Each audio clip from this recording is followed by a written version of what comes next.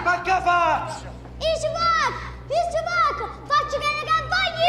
Idazzina!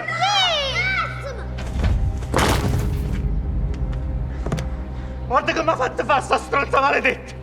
Tu mi fai esci pazza! You exist inside a world unjust, tasked with an impossible burden, to survive and shape the future with your actions and beliefs. There are many choices you can make, and insincerities will block the side of progress. In order to persist, face the world as it faces you. With all its questions and irregularities, you can begin to assemble the pieces of the puzzle. No show I know better encapsulates the dread of existing than My Brilliant Friend. To understand what led to these events, let's take a step back.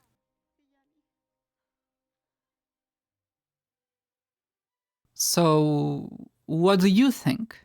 What possesses someone to throw their own daughter through a window? I remember bypassing my TV at the time and merely seeing a glimpse of this scene, its harrowing nature stopping me in my step and stirring my curiosity, just trying to understand what could have provoked this. Stories have an amazing ability to transport us into sceneries of worlds that do not exist, but the one we will be talking about today is not a fictional one. It is our world, fully encompassed in both its beauty and its terror. In darkness, monsters hide, but first, we must impel them there.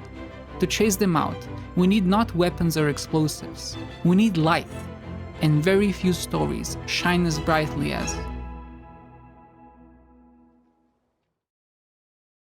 This story takes place in a poor neighborhood of Naples, Italy, just after the Second World War.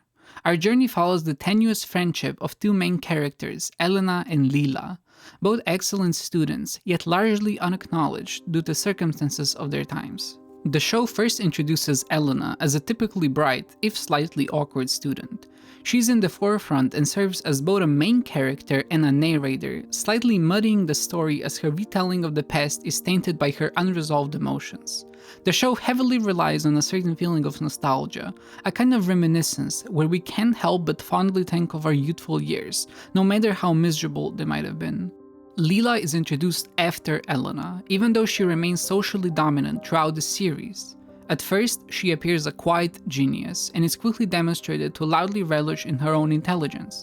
Her confidence is contrasted by Elena's insecurity, which immediately paints Lila as a friend who Elena both aspires to be like and yet despises. Envy is a big theme, and Elena manages to produce it in droves as the girls develop and social relations morph. Their antagonistic friendship is veiled in an era of suppression and violence. People die, they get hurt, and nobody is safe from the temperament of patriarchy that ruled the social climate. We are quickly exposed to an uncomfortable side as the power dynamic of the town is made clear, a reflection of Italy around that time with a classist structure where the rich and the criminal rule over the famished. For example, the town's mafia boss Don Achille is introduced without a face, crashing a church gathering in order to settle the score with an insubordinate denizen.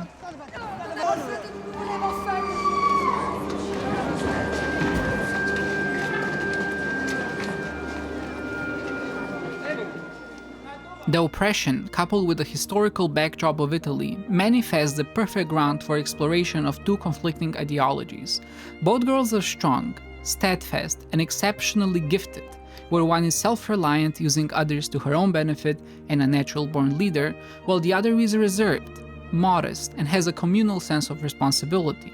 In one scene, she challenges Elena to retrieve the doll from a darkened cellar. She throws the doll down to establish superiority over Elena, and it becomes a common theme with how Lila's insecurities manifest in a hostile, challenging way where she can prove to be somehow better than the other person.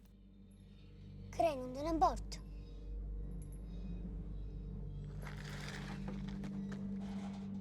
Quello che fai tu o faccio io. In essence, their relationship only functions because Elena enjoys being the follower. She self-proclaims to be lost and finds her higher purpose with Lila, as the fire in Lila's heart ignites her own as well. This creates a toxic, fulfilling foundation for their relationship, as Lila often shows proclivity to take advantage of Elena's obedient demeanor.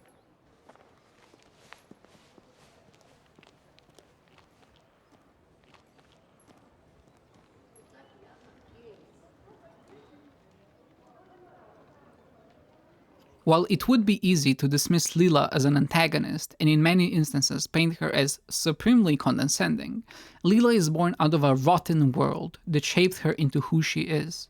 The contrast between her and Elena's parents showcases a relative difference that can be easy to miss if seen through the contemporary lens. Both are living in a world of antiquated ideology, but Elena's parents are without a doubt more progressive and supportive. Sì, ma a me la pallaga maestra c'è dai! Rina, ma basta! Ma capite che... Basta! E da zitti che insieme manca a parlare con la maestra, perché lì la scuola non ci va più. È chiaro? È chiaro o no? We also have to acknowledge how Lila and Elena are similar. Even if Elena is more book smart and Lila more intuitive, both girls show a talent for academia. They're both bright with a sense of higher purpose. But more importantly, they're both alone. Lila is isolated because she chooses to be, and Elena is isolated because she's shy. This is what gives credence to these characters. We want to dislike Lila because of her grating pompous nature, but we also want to dislike Elena for her passivity. These are, both in essence, annoying traits.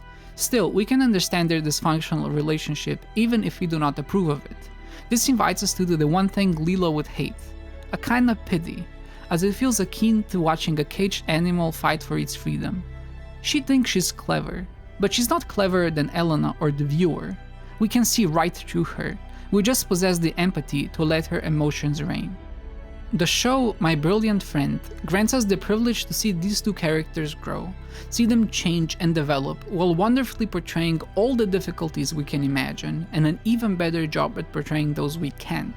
It puts on a drape of a time that we can pretend is not current, and that gives it a certain distance with which we can more easily turn a blind eye to the atrocities being committed.